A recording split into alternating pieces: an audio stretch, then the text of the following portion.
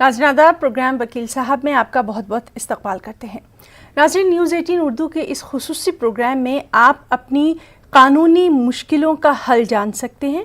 आप हमें कॉल कर सकते हैं। हमारे साथ मौजूद रहेंगे एक जाने माने एडवोकेट, एक वकील साहब, जिनसे आप अपने तमाम सवाल जो हैं वो बराह रास्त कर सकते हैं।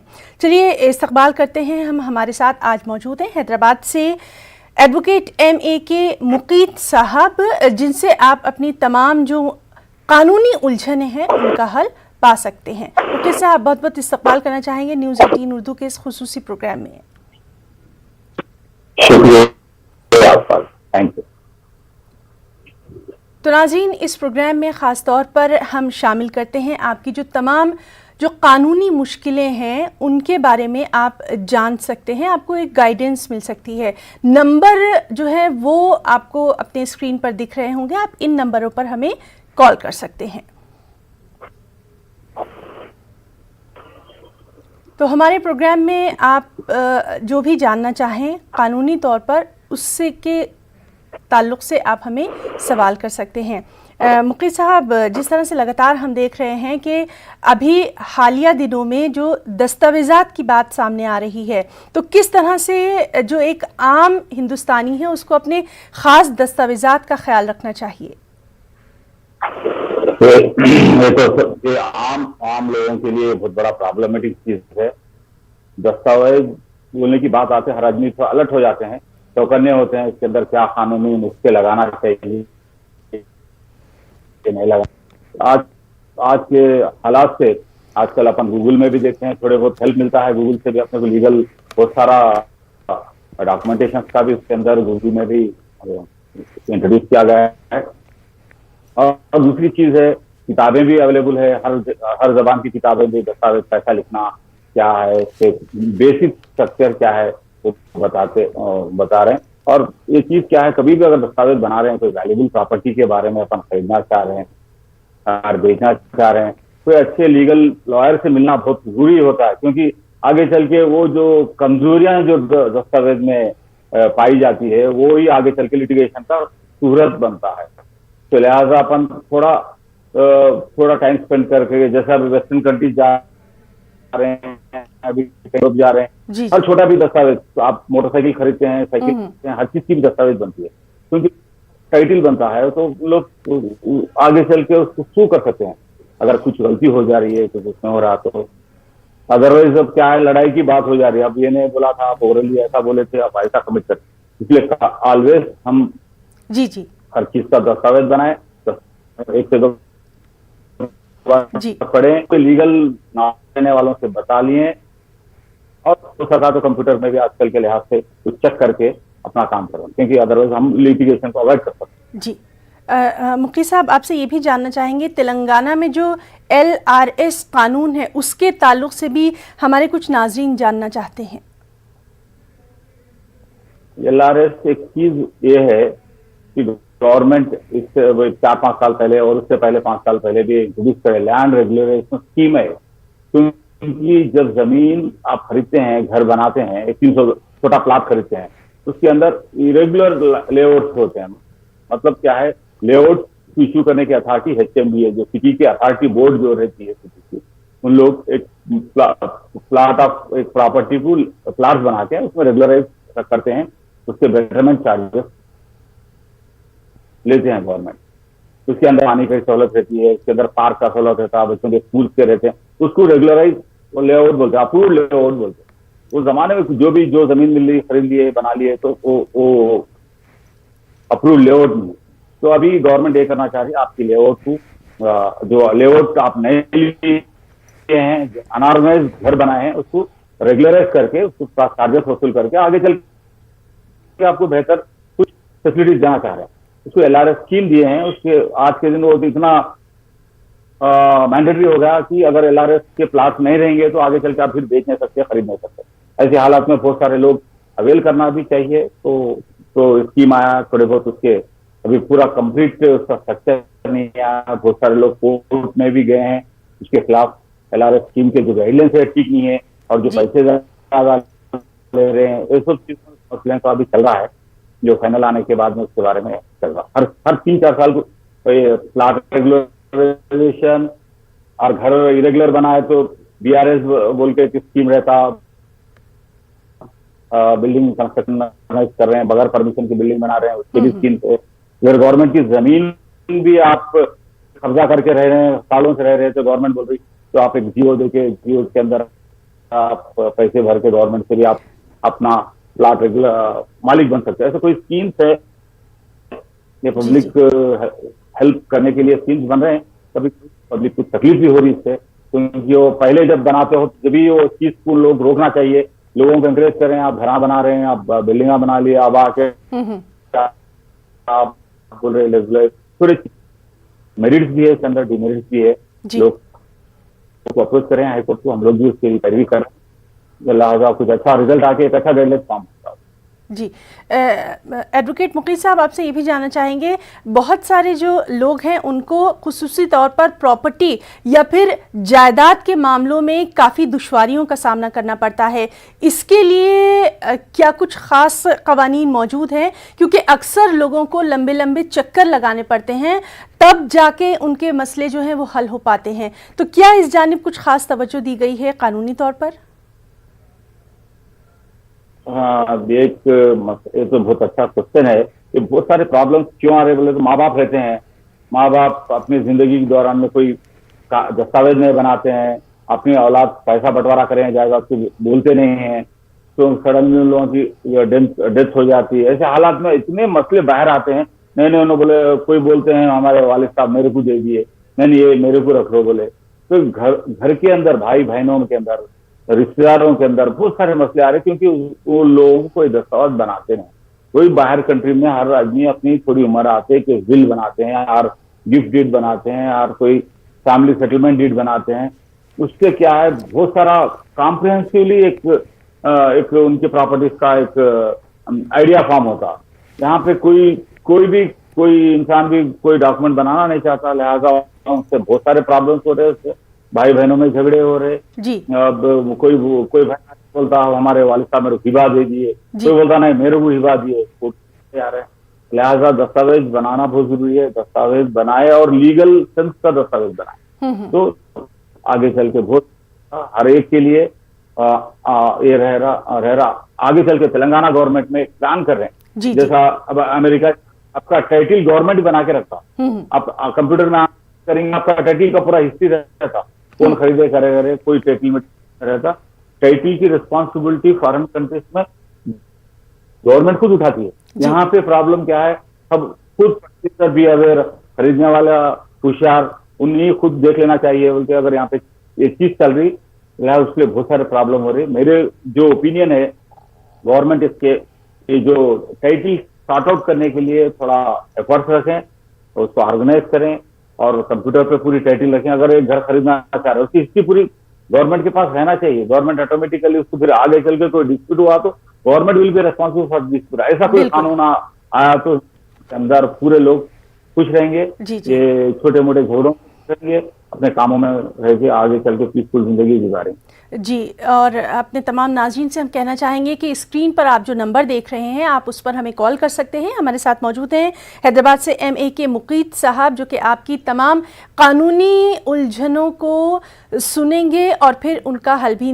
निकालेंगे। जिस तरह से लगातार हम बात कर रहे हैं कि मुख्तलिफ छोटी छोटी चीज़ें होती हैं जिनको ख़ास ध्यान में रखना पड़ता है। मुकीद साहब, इसी तरह से चलिए हमारे साथ एक कॉलर जुड़ रहे हैं, हम उनसे बात करेंगे। हेलो मैडम, ये हमारे ये पूछना है कि हम जो है सो रजिस्ट्री जो है सो 6 साल पहले करे सो प्लाट की जी, तो उसके लिए भी LRS का वो करना जरूरी है वो जी। हेलो जी, आपका जो सवाल है वो डायरेक्ट वकील साहब जो है वो उन तक पहुंच रहा है, आप उनसे सवाल कर सकते हैं। मुखी साहब हमारे साथ मौजूद हैं। वही मुझे सुने नहीं आया, आप फिर मेरे को रिपीट किए करेंगे तो जी बिल्कुल।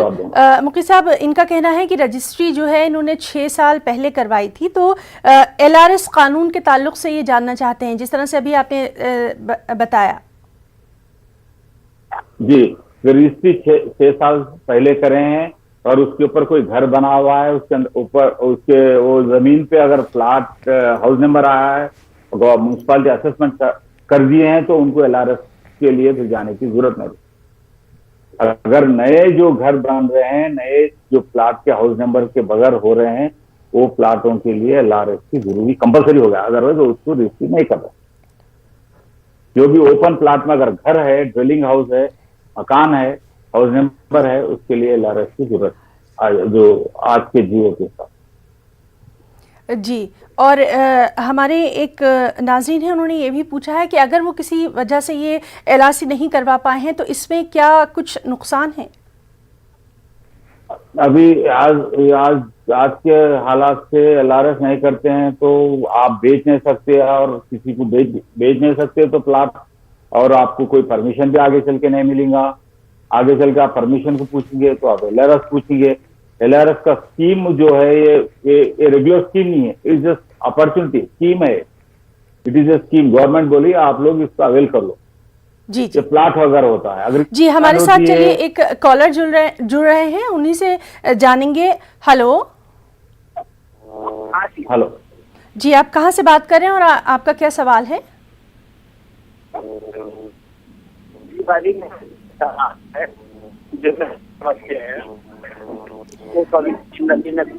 आपका सवाल जो है वो ठीक ढंग से नहीं आ पा रहा है, एक बार फिर से आप अपनी बात जो है वो रख सकते हैं। और नाज़रीन, आप अपने टीवी का वॉल्यूम ज़रूर बंद रखिए ताकि आपकी बात जो है वो हमारे वकील साहब तक पहुंच सके। चलिए बात करेंगे एक और कॉलर से। हेलो अस्सलाम वालेकुम जी, कौन सा बात कर रहे हैं और आपका क्या सवाल है? वाजिद बात कर रहा हूँ जी। मेरा ये सवाल है कि मेरी जमीन 150 गज की जमीन है हैदराबाद में जी। उसके ऊपर मैंने मकान बना दिया G+1 जी। जो जमीन मेरी थी वो रजिस्ट्री हो गई लेकिन जमीन की LRS नहीं है और बिल्डिंग भी बना दिया, बिल्डिंग का भी BRS नहीं है। तो अब मुझे LRS और BRS दोनों भी कराना है जी या फिर LRS ही कराना है? जी। दूसरा सवाल ये है कि मेरी और एक जमीन है शमशाबाद में जी। वो जमीन मेरी 250 गज जमीन है जी। उसकी रजिस्ट्री हो चुकी लेकिन LRS नहीं है उसके ऊपर, ओपन प्लाट है। जी, वकील साहब इनके सवाल का जवाब। हर ओपन प्लाट को कंपलसरी LRS का स्कीम अवेल करना चाहिए क्योंकि एक अपॉर्चुनिटी मिली है। तो LRS के बगैर आगे चल के आप घर बनाने को मुश्किल होता है। कानून इससे पहले जैसा रहता है अभी वैसा नहीं है, थोड़ा कानून में बदलाव आते जा रहा, कानून थोड़ा स्ट्रांग होते जा रहा, स्ट्रिक्ट होते जा रहा क्योंकि लैंड वैल्यूज भी बढ़ गए। लिहाजा कंपलसरी ओपन प्लाट का LRS करना बेहतर होता है। अगर LRS नहीं करते हैं तो ये ओपन प्लाट प्लाट की वैसी एग्रीकल्चर लैंड पर रहेंगे, उसका कोई वजूद नहीं रहेगा। जो BRS का क्वेश्चन है, जो कंस्ट्रक्शन करने के बाद अब वो BRS स्कीम अभी आई नहीं है तेलंगाना में, हैदराबाद में। तो BRS ये है कि इरेगुलर कंस्ट्रक्शन, वो कंस्ट्रक्शन अगर तुम बगैर परमिशन के बनाते हैं वो BRS स्कीम में आता है। अगर ऑलरेडी घर बनाए हैं, उसके लिए हाउस नंबर मिला है आपको, उसके ऊपर प्रॉपर्टी टैक्स बन रहे हैं, तो आपको LRS की जरूरत नहीं रहती है। अगर बहुत सारे लोग LRS भी घर परमिशन रहने पर भी बना रहे क्योंकि हर चीज रेगुलराइज हो, आगे चल के उसका दाम करेक्ट मिले।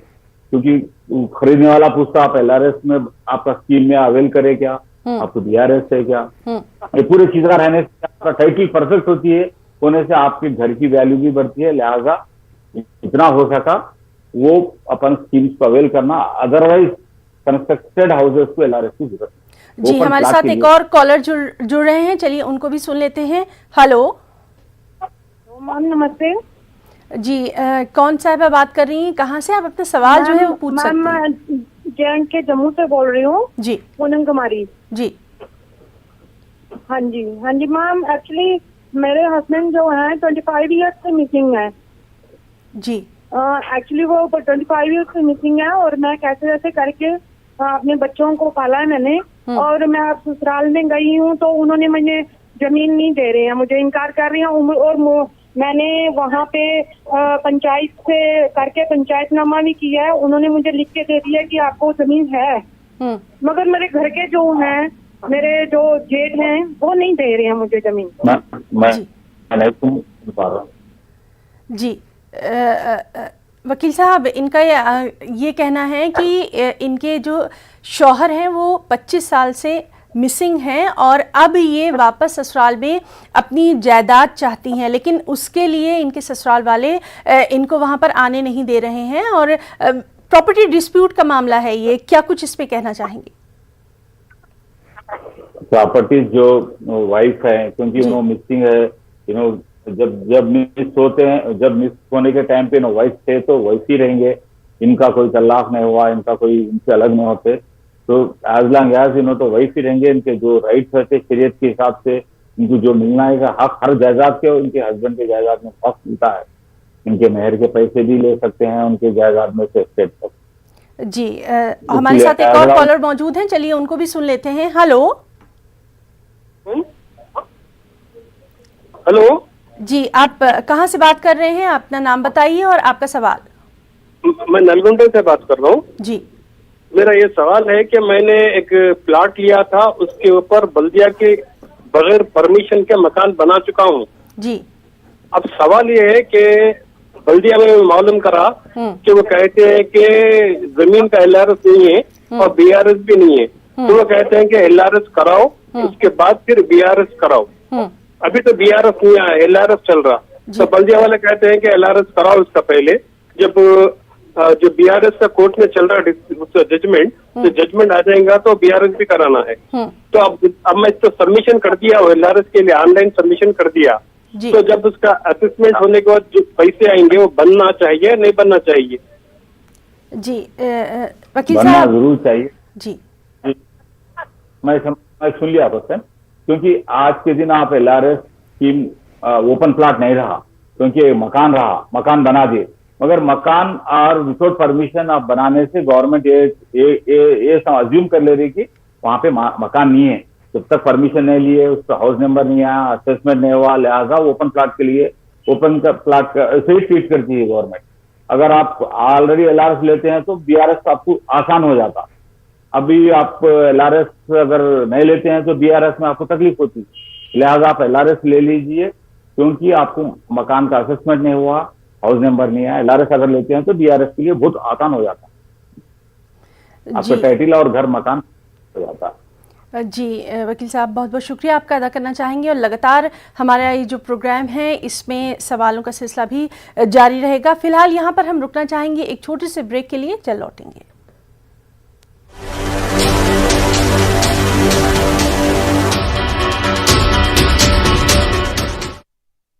दिल से जब मशवरा नहीं होगा, इश्क फिर काम का नहीं होगा।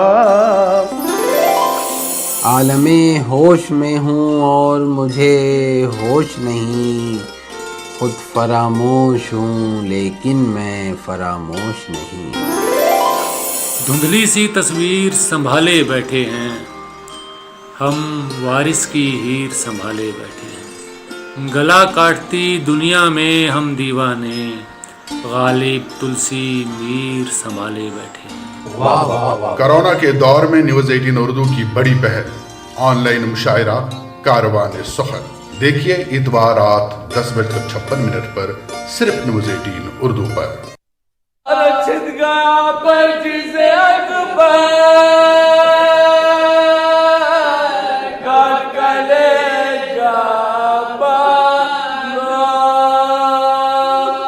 दुनिया में आज़ादी का ऐसा तस्वुर नहीं मिलेगा जो हुसैन इब्ने अली करबला में पेश कर रहे हैं। दे के आवाज बाप को Akbar,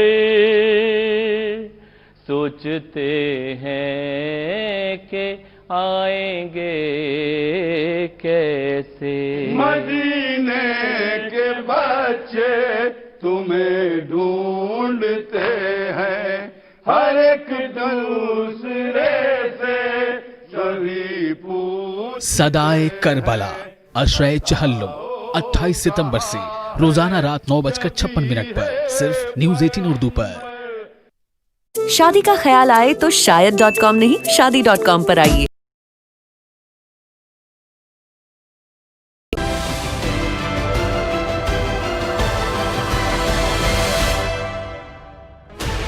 16 channels, 15 languages, 26 states, 1200 plus reporters, 66.9 crore viewers, India's largest news network. एक बार फिर आपका इस्तकबाल करते हैं। आप हमें कॉल कर सकते हैं, हमारे जो नंबर्स हैं वो आप स्क्रीन पर देख सकते हैं। हमारे साथ मौजूद हैं आपके सवालों का जवाब देने के लिए वकील साहब भी। तो चलिए बात करेंगे एक और कॉलर से। हेलो हेलो जी जी, आप अपना नाम बताइए और अपना सवाल। मेरा नाम मोहम्मद है जी। मैं चाह रहा हूँ जी, आपकी आवाज़ जो है वो बिल्कुल भी ठीक से नहीं आ रही है और आप हमें दोबारा कॉल कर सकते हैं। तो नाज़रीन, लगातार हम आपसे ये दरख्वास्त कर रहे हैं कि जब आप हमें कॉल करें तो अपने टीवी का वॉल्यूम बंद कर दें। चलिए बात करने की कोशिश करेंगे एक और कॉलर से। हेलो। तो नाज़रीन, लगातार हम बात करने की कोशिश कर रहे हैं अपने तमाम कॉलर से और इस वक्त हमारे साथ वकील साहब भी मौजूद हैं। वकील साहब, आपसे जानना चाहेंगे, LRS की तारीख ख़त्म हो रही है तो क्या इसके कुछ आगे बढ़ने के इम्कानात हैं? आगे बढ़ने के बहुत इम्कानात है, क्योंकि जो सिचुएशन में LRS स्कीम जो इंट्रोड्यूस किए गए हैं वो तो कोविड का बहुत ही बुरी हालत में है। लोग फाइनेंशियली भी बहुत परेशान है और संभले तक अभी तक तो कोई टाइम हुआ नहीं।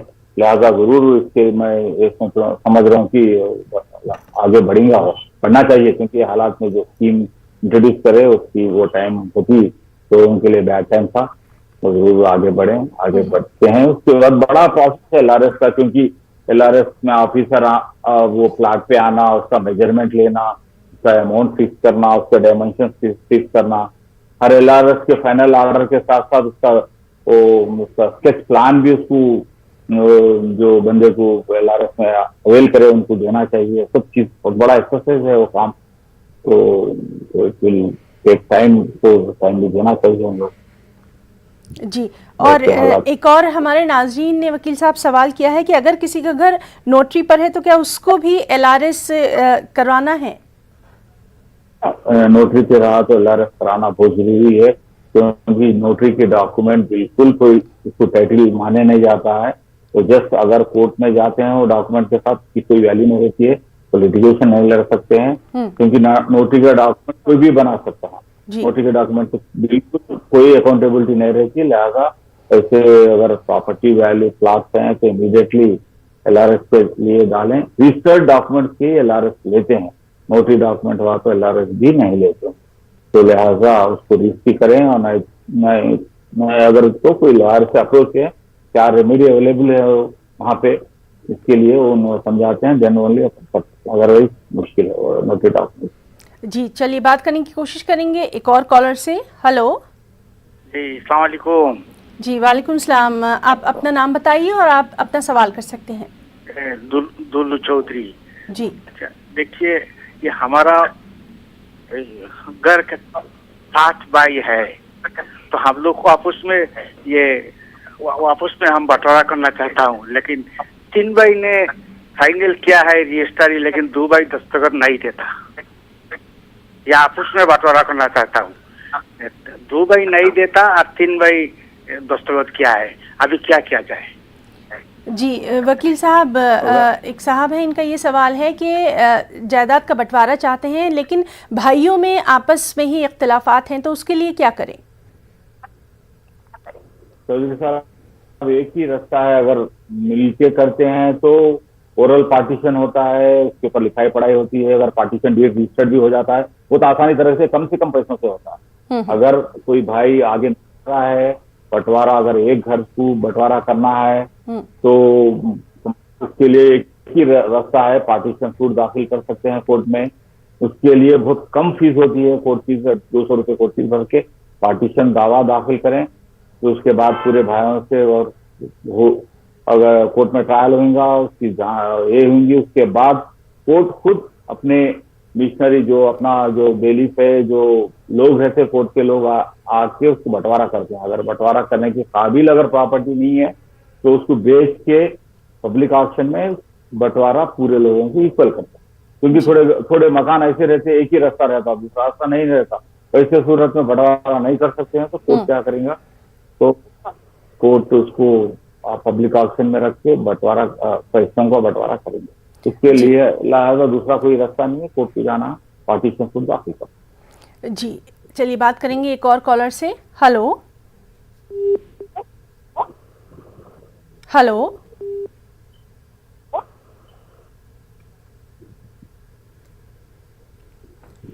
हेलो, अस्सलाम वालेकुम। वालेकुम सलाम। आप अपना बताइए, नाम बताइए और कहाँ से आपने कॉल किया है और आपका सवाल। जी, मैं मुश्ताक अहमद हूँ, श्रीनगर से, कश्मीर से बोल रहा हूँ। जी मैम, मेरा सवाल वकील साहब से ये है कि क्या कोई कसाई रेजिडेंशियल एरिया में जहाँ पर रिहायशी लोग हो वहाँ पर जगह खाना और गाँव खाना बना सकता है? यही सवाल है मेरा वकील साहब से। जहाँ पर रिहायशी इलाका हो, क्या वहाँ पर एक कसाई जगह खाना और गौ खाना बना सकता है, यानी पेट पालने के लिए वो जगह बना सकता है, और जगह खाना जहाँ पर वो जगह करते हैं या जानवरों को, वो बना सकता है रेजिडेंशियल एरिया में? जी, हम वकील साहब तक आपका सवाल जो है वो पहुंचा देते हैं। वकील साहब, हमारे एक साथी, एक नाज़रीन है, उन्होंने ये पूछा है कि जो क्या मिसबा खाना या फिर किसी कसाई की दुकान रिहायशी इलाके में बन सकती है? एक्चुअली ये कमर्शियल एरिया में करते हैं। अगर पहले से अगर रहते हैं तो वो हाइजेनिक प्रॉब्लम, क्योंकि मकानों के बीच में रहना, तो कानूनी वहाँ मुख्तलिफ कानून, जो म्यूनसिपालिटी होती है, जो भी कॉर्पोरेशन होता है, वो लोग बिजनेस एस्टेब्लिशमेंट में, ये भी एक बिजनेस है, रख सकते हैं। अगर रेजिडेंशियल एरिया में मना नहीं रख सकते हैं, एज पर म्यूनसिपल एक्ट, जो कॉर्पोरेशन का एक्ट होता है, वो लोकल लॉज होते हैं, उसके घरों के बीच में रखना प्रोहिबिटेड है। कमर्शियल एरियाज में वो रख सकते हैं। लाइसेंस, अगर उनको बाज़ाब्ता लाइसेंस मिलता है, काम करने का लाइसेंस मिलता है, और हर कमेले पे जो भी, जहाँ पे ऑफिशियल कमेले भी गवर्नमेंट ऑर्गेनाइज कर रही है, वहाँ से हम लोग लाते हैं और यहाँ पे बेच सकते हैं। चलिए बात करने की कोशिश करेंगे एक और कॉलर से। हेलो हेलो हेलो, अस्सलाम वालेकुम। जी वालेकुम सलाम। आप अपना नाम बताइए और अपना सवाल कर सकते हैं, वकील साहब हमारे साथ मौजूद हैं। मेरा नाम मोहम्मद मिनाजुद्दीन है जी। मैं एक प्रॉपर्टी रहन में डालना चाह रहा हूँ, वो अगले वाले झील, उसके आईडी प्रूफ क्या क्या लेना है अपने को मालूम करना। जी, आप अपना सवाल एक बार फिर से दोहराएंगे। सामने का एक मकान है, उसपे वो लोग, उनको पैसे जरूरत है जी, तो वो उसके मकान पे अपने को उसका पेपर लेके पैसे देना है, रहन में रखना है। जी ठीक है, आपका सवाल जो है वकील साहब तक हम पहुंचा देते हैं। वकील साहब, इन्होंने पूछा है कि मकान रहन पे रखना चाहते हैं, उसके लिए इन्हें क्या क्या डॉक्यूमेंट्स की जरूरत पड़ेगी? रहन रखना बोले तो मतलब मॉर्टगेज करना। मॉर्टगेज के 2-3 किस्म के मॉर्टगेज है। एक मॉर्टगेज ओनली डॉक्यूमेंट देते हैं, डॉक्यूमेंट को मॉर्टगेज करते हैं। दूसरा क्या, फिजिकल पोजीशन, जो कब्जा उनको देके मॉर्टगेज करते हैं। और दूसरे तरीके जो मॉर्टगेज, रजिस्टर्ड मॉर्टगेज भी, रजिस्टर्ड मॉर्टगेज भी होती है। तो रजिस्टर्ड मॉर्टगेज होती है तो उसके अंदर जो कॉन्ट्रैक्ट, जो माहिदा दोनों के बीच में जो होता है, मॉर्टगेज का मतलब इतने पैसे देते हैं, इतने दिन में वापस करते हैं, घर और छुड़ाते हैं रहन से, तो सब चीजें उसके अंदर, माहिदे के अंदर इनकॉर्पोरेट होता है डॉक्यूमेंट के अंदर। अगर वो करके अगर पेपर अच्छा बनाए तो बहुत बेहतर होता। बहुत सारे हम लोग ऐसे केसेस देखे हैं, कुछ पेपर नहीं बनाते हैं, रहन में रखते हैं, थोड़े पैसे देके घर दे देते हैं, आगे चल के उन्हें बोलते नहीं नहीं वो घर मॉर्टगेज में होता है, बेच दिए, अग्रीमेंट कर दिया हमारे को, हमें मालिक बन गए। तो बहुत सारा लिटिगेशन ये रहन में आ रहा है। लिहाजा एक रहन का पेपर बनाए, लॉयर से अगर मिले तो बहुत बेहतर रहता। अदरवाइज क्लैरिटी से लिखे रहन है कि हम 1 साल तक रहन में रखेंगे, आपको किराया हम नहीं लेंगे आपके पास, बाद में आपका रहन पैसे दिए तो हमारा होता। क्योंकि वो क्लैरिटी से जो रखते हैं तो बहुत बेहतर होता, क्योंकि सामने अगर रहन में चले जाती है तो फिर लेना बहुत मुश्किल है। बिल्कुल ठीक आपने कहा। चलिए बात करेंगे एक और कॉलर से। हेलो जी जी, मेरा सवाल वकील साहब से ये है कि आज से 4 साल पहले मैं एक प्लाट लिया था जी, तो प्लाट बाज़ाब्ता रजिस्ट्री का प्लाट है जी, तो अब उसके लिए LRS कराना क्यों जरूरी है? क्योंकि जब रजिस्ट्री हो चुकी, ऑफिशियली ये रजिस्ट्री हो चुकी, तो LRS का मतलब क्या है इसका? और दूसरा सवाल ये, एक और जगह में एक प्लाट लिया, वहां पर मैंने बिल्डिंग बना दिया, लेकिन उसका LRS भी नहीं है और रजिस्ट्री जमीन है। फिर मैंने इसके असिस्टेंट कराया, बल्दिया वाले आए, टैक्स भी डाल के टैक्स पे कर रहा हूँ। तो अब मैंने बल्दिया वाले से ये पूछा कि इसका LRS कराना है क्या? तो वो लोग LRS भी कराओ, BRS भी कराओ, तो आपका पानी का टैक्स हर महीना 700 रुपये पानी का टैक्स आ रहा। वो कहते हैं कि पानी का टैक्स भी कम हो जाएगा और फिर बिल्डिंग का टैक्स भी कम हो जाएगा, तो दोनों पानी का बिल और बिल्डिंग का टैक्स कम हो जाएगा। तो जमीन रजिस्ट्री है और मैं बिल्डिंग बना दिया, तो अब वो लोग आए, असिस्टेंट करे, टैक्स तो पे कर रहा हूँ। अभी उनसे ही पूछा मैं, बल्दिया ऑफिस जाकर, तो वो लोग कहते हैं LRS और BRS कराओ, डॉक्यूमेंट सबमिट करो, आपका पानी का बिल भी कम हो जाएगा, घर का टैक्स भी कम हो जाएगा। तो वकील साहब से ये जानना चाह रहा था कि जो पहला प्लाट है वो एक है और ये एक है, 2 है, तो उसके जवाब मशवरा चाहिए। बिल्कुल बिल्कुल वकील साहब, 4 साल पहले प्लॉट लिया था, रजिस्ट्री करवा चुके थे, अब LRS की क्या ज़रूरत है? और दूसरी बात के दूसरा भी एक प्लॉट है, उस पर भी लगातार बल्दिया वाले कह रहे हैं कि LRS और BRS जो है वो करवाना ज़रूरी है। आपसे इसका जवाब चाहेंगे? जी सर, ये LRS जो रजिस्ट्रेशन को LRS को कोई लेना देना नहीं है, क्योंकि ये अनऑथराइज प्लाट है, ये लेआउट से बने हुए प्लाट नहीं है। पर आप आगे चल के आपका प्लाट रेगुलराइज हो गया है, तो मतलब क्या है, हर प्लाट आप जो भी प्लाट खरीदते हैं वो प्लाट रेगुलराइज प्लाट खरीदना मुनासिब होता है। आमतौर से लोग क्या करते हैं, बस कुछ एक पीस ऑफ एग्रीकल्चर लैंड कुछ 10 प्लाट बनाते हैं, 10 लकीर मारते हैं, ये रास्ता है, ये बता के बेच देते हैं। क्योंकि यहाँ पे कानून जो हर सिटी के अंदर, शहर के अंदर एक कानून रहता है, उस HMDA जो प्लाट को रेगुलराइज करके बेचते हैं। प्लाट को रेगुलराइज करके बेचना है, प्लाट को रेगुलराइज प्लाट ही खरीदना है आपको। आप लोग मिल भगत के पीस ऑफ लैंड खरीदते हैं, उसको प्लाट नहीं कहते हैं। अगर 300 गज का प्लाट कहते हैं, 300 गज का पीस ऑफ लैंड है वो, क्योंकि प्लाट जब रिकॉग्नाइज होता है जब गवर्नमेंट उसको प्लाट के हिसाब से अगर मानती है, क्योंकि प्लाट का वो रेगुलराइजेशन, वो जो प्लाट का लेआउट होता है, लेआउट के अंदर थोड़े नॉर्म्स एंड गाइडलाइंस होते हैं। एवरी लेआउट के लिए स्कूल की बिल्डिंग होना चाहिए, एवरी लेआउट के लिए 40 फीट का रोड होना चाहिए, एवरी लेआउट के लिए पानी की सहूलत, सेवरेज का कनेक्शन होना चाहिए। पूरी चीजें गवर्नमेंट प्रोवाइड करती है पैसे लेके, पहले प्लाट खरीदने से पहले। बाद में प्लाट बिकता है। आप लोग जो खरीदते हैं वो पीस ऑफ लैंड है, वो प्लाट नहीं है। जब वो ऐसा पीस ऑफ लैंड खरीदते हैं, गवर्नमेंट आपको हर चीज प्रोवाइड कर रही है, फिर उसके बाद तो उसके लिए वो रेगुलराइज करा रही है। जो पैसे पहले लेते थे, अभी लेके प्लाट को रेगुलराइज करके उसके सेवरेज जो भी रोड सिस्टम को थोड़ा ऑर्गेनाइज करके जो फैसिलिटीज करके उसके LRS कहते हैं। तो लेने से आपका टाइटल परफेक्ट होता, आपका प्लाट हो जाता, ओपन लैंड जाके। तो जन अभी प्लाट पे आप घर बनते हैं, LRS रहता है, आपको परमिशन आसानी से मिलता है, आपको BRS की जरूरत नहीं। अगर प्लाट बगैर परमिशन का प्लाट ओपन प्लेस खरीद के आप घर बना देते हैं, आपको हाउस नंबर भी मिल जाता, असेसमेंट होता, क्योंकि बल्दिया अलग डिपार्टमेंट है, जो प्लाट लेआउट करने वाले डिपार्टमेंट है, लिहाजा आपका हो जाता है। होने के बाद में आपको BRS स्कीम आती है, उन बोलता तुम LRS में आप प्लाट रेगुलराइज नहीं करे, आप BRS के एलिजिबल नहीं होते। अब जब आपको BRS मिलेगा तो आपका घर अनऑथराइज कंस्ट्रक्शन रहेगा, कभी भी थ्रेट रहेगा, कोई बात बोलेगा सब अनऑथराइज कंस्ट्रक्शन है, इनका कंस्ट्रक्शन टेढ़ा है, रोड पे अबेट करे हैं, गली नहीं छोड़े हैं, 5 फीट का जगह नहीं छोड़े। तो सब चीज जो अनऑथराइज जो कंस्ट्रक्शन करते हैं उसको उन लोग रेगुलराइज करके थोड़ा अमाउंट लेके आपको प्रॉपर्टी को रेगुलराइज करते हैं, सो दैट आप परफेक्ट टाइटल आपका। ये तो काफ़ी तफसीली और वाज़ेह जवाब आपने दिया है। उम्मीद है कि हमारे नाज़रीन को अपने सवाल का जवाब मिल गया होगा। यहाँ पर हम रुकना चाहेंगे एक छोटे से वक्फे के लिए।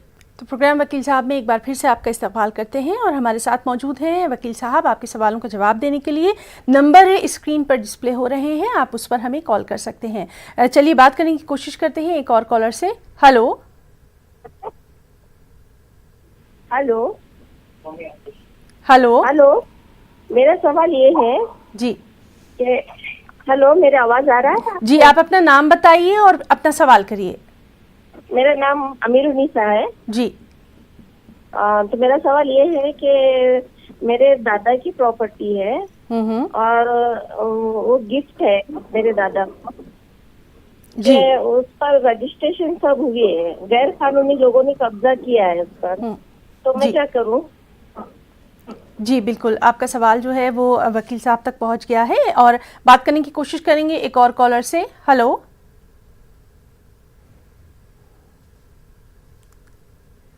तो नाज़रीन लगातार हम बात कर रहे हैं अपने तमाम कॉलर से। वकील साहब, हमारी एक बहन है वो ये जानना चाह रही हैं कि उनके दादा की जायदाद है और रजिस्टर्ड भी है, लेकिन उस पर गैर कानूनी तौर से कुछ लोगों ने कब्जा कर लिया है, इसके लिए क्या कुछ ये कर सकती हैं?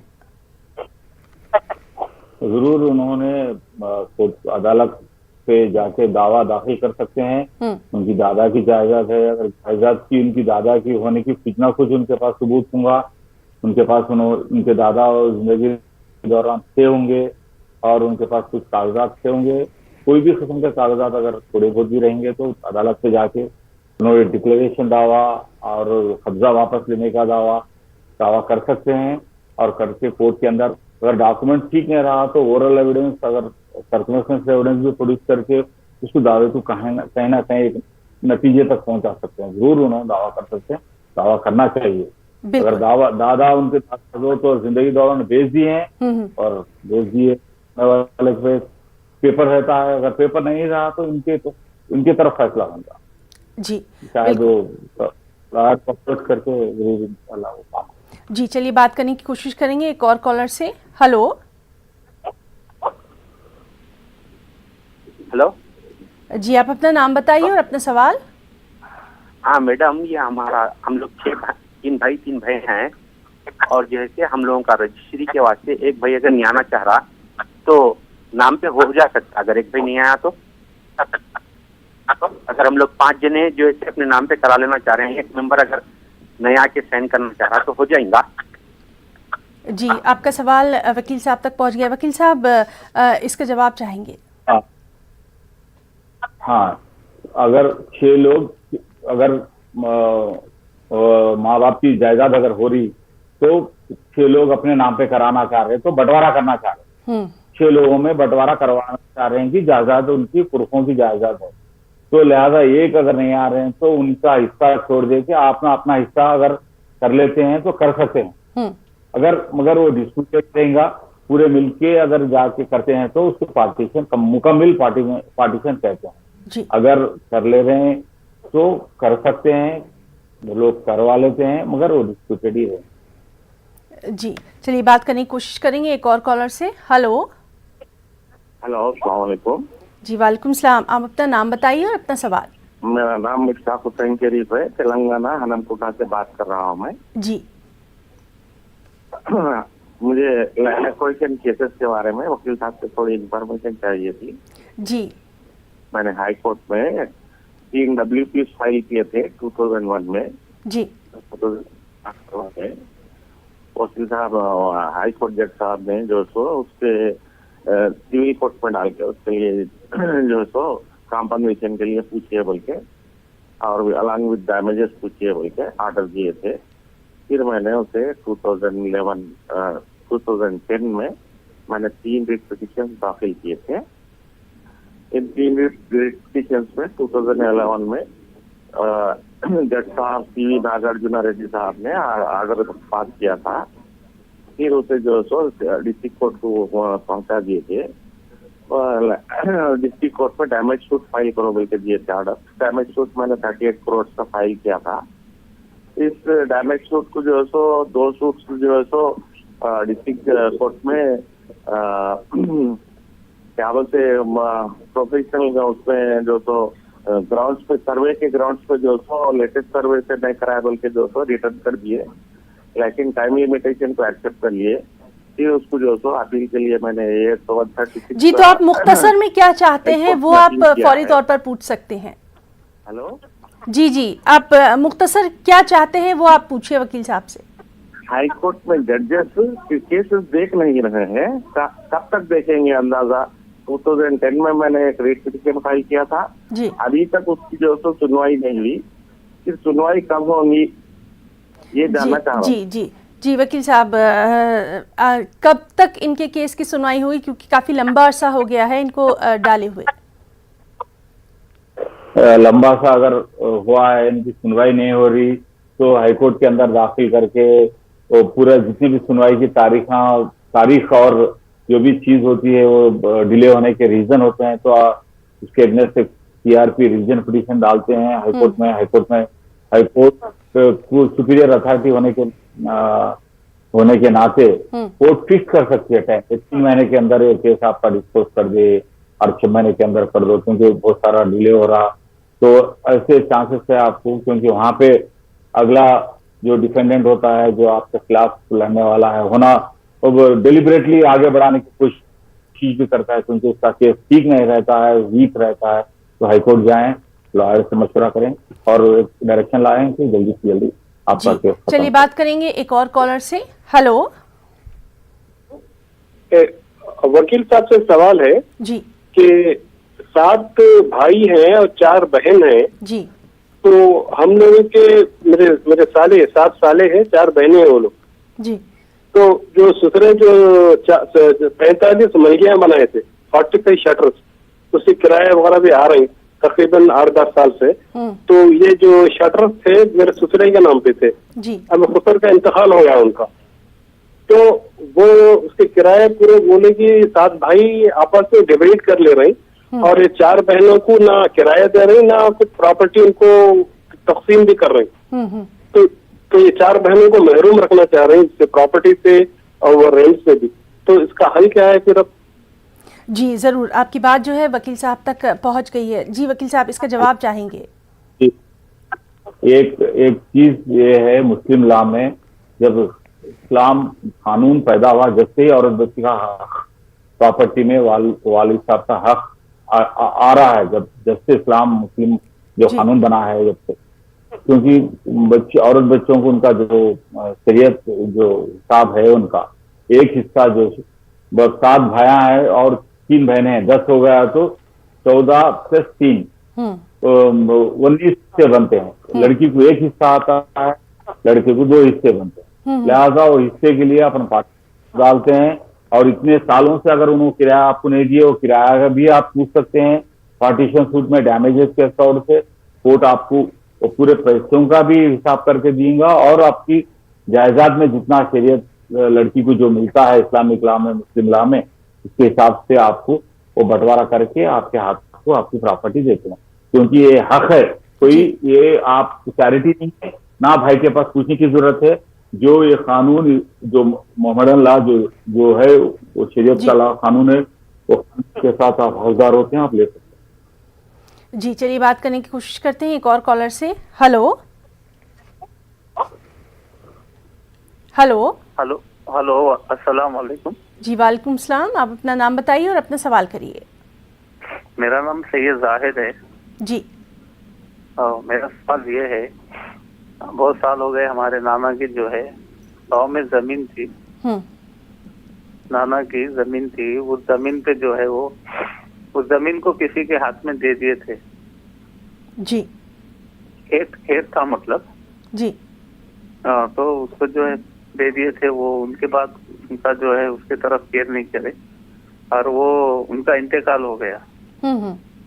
जी है, तो आप जो रिकॉर्ड में निकला है तो उनके नाम पे निकली है, उनके वालिद साहब का नाम, उनका नाम बता रहा है। तो अब उसके लिए हम क्या कर सकते हैं? हमको उसको अगर हासिल करना है, उनको 3 बेटियां हैं। जी जी वकील साहब, नाना जी की ज़मीन है, उसको ये हासिल करना चाहते हैं और उसका कोई ऐसा कागज़ जो है वो इनके पास नहीं है, तो क्या कर सकते हैं? कागज नहीं है तो बहुत मुश्किल की बात है। अगर नाना की जमीन होती है तो कुछ ना कुछ जमीन और जायदाद होते हैं, तो कुछ ना कुछ पेपर रहता है, क्योंकि वो नाना इस्तेमाल करते हैं जमीन की कभी उनकी जिंदगी दौरान में, उनकी अगर जमीन होती है तो लिहाजा कुछ ना कुछ पेपर बनता है। अगर नाना की जमीन है और हम कब्जे पे भी नहीं है और उसका कोई पेपर नहीं है, तो बहुत मुश्किल है उनको हासिल करना, तो मुश्किल क्या नामुमकिन बात भी है। जी तो आप नाज़रीन, आप हमसे लगातार सवाल कर सकते हैं, हमारे साथ वकील साहब मौजूद हैं। फिलहाल यहाँ रुकना चाहेंगे एक छोटे से वक्फे के लिए।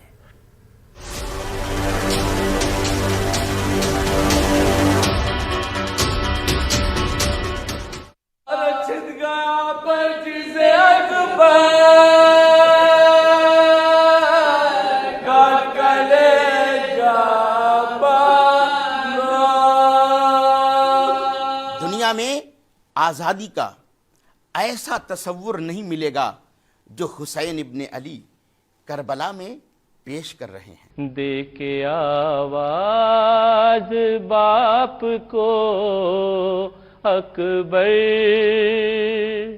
सोचते हैं कि आएंगे कैसे।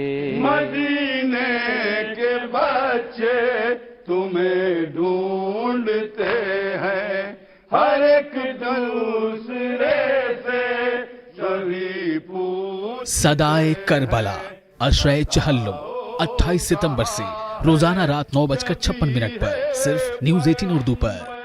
ऐ दिल तेरा कहना करके देखते हैं, अच्छा उसको सजदा करके देखते हैं, सारे शहर में उसके सब्र के चर्चे हैं, खुददारी पर हमला करके देखते हैं।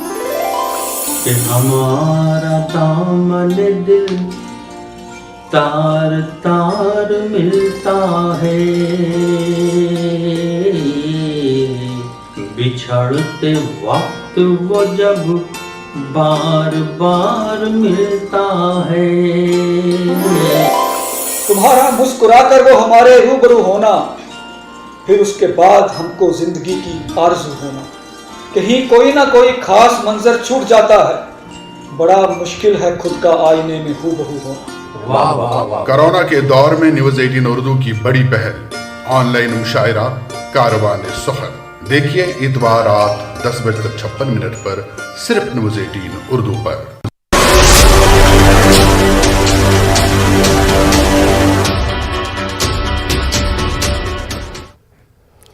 तो ब्रेक के बाद प्रोग्राम वकील साहब में एक बार फिर से आप सभी का इस्तकबाल करते हैं। हमारे साथ मौजूद हैं वकील साहब जो कि आपके तमाम सवालों के जवाब दे रहे हैं। साथ ही साथ नंबर भी आप स्क्रीन पर देख सकते हैं, आप हमें कॉल कर सकते हैं।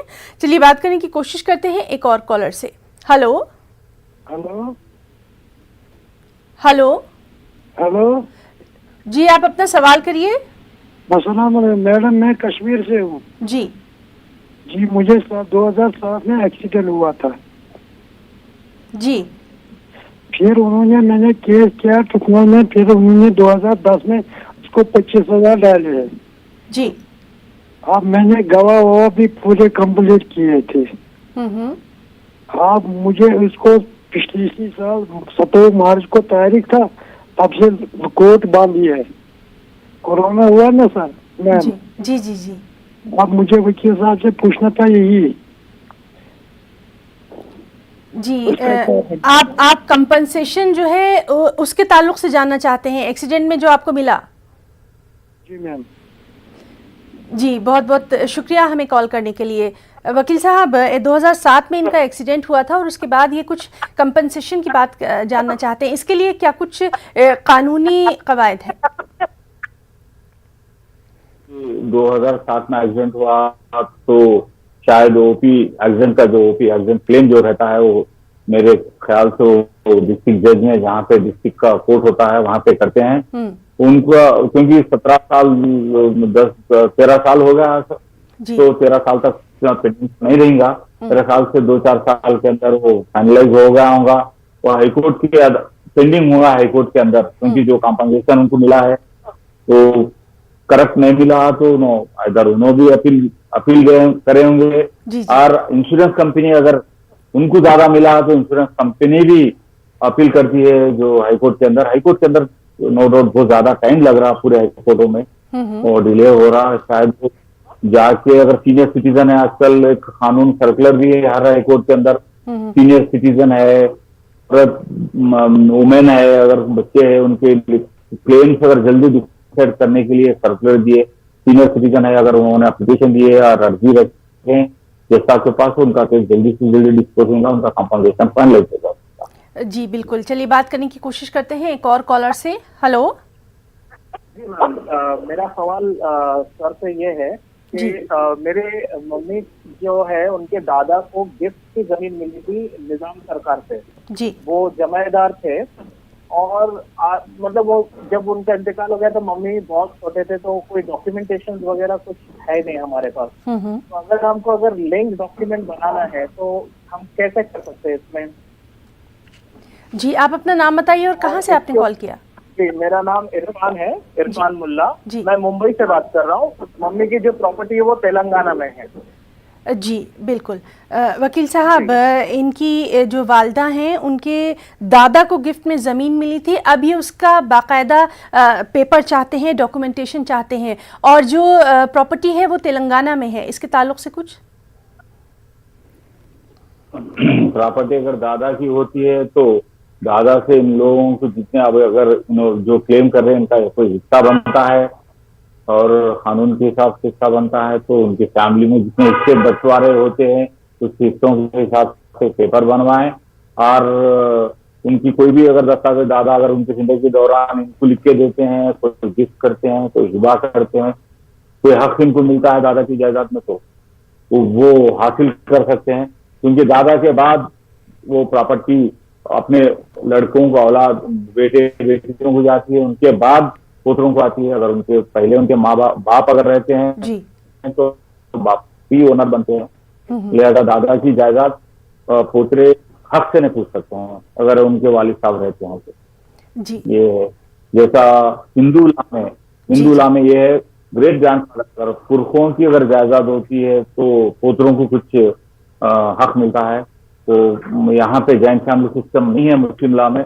जब दादा रहते हैं, ओनर रहते हैं, दादा के बाद उनके बेटे ओनर होते हैं, उनके बेटे बेटियां ओनर होते हैं, उनके बाद उनके बच्चे ओनर होते हैं। तो मुस्लिम इनहेरिटेंस डिफरेंट है, लिहाजा हिंदू लॉ अलग है, क्रिश्चियन लॉ अलग है। इनहेरिटेंस में प्रॉपर्टी बंटवारे में अलग अलग अपने अपने कस्टमरी के हिसाब से कानून बनाया गया है। उस हिसाब से को अप्रोच होकर उन्होंने अच्छा मशवरा ले। जी, तो चलिए बात करने की कोशिश करते हैं। हमारे साथ एक और कॉलर मौजूद है। Hello hello,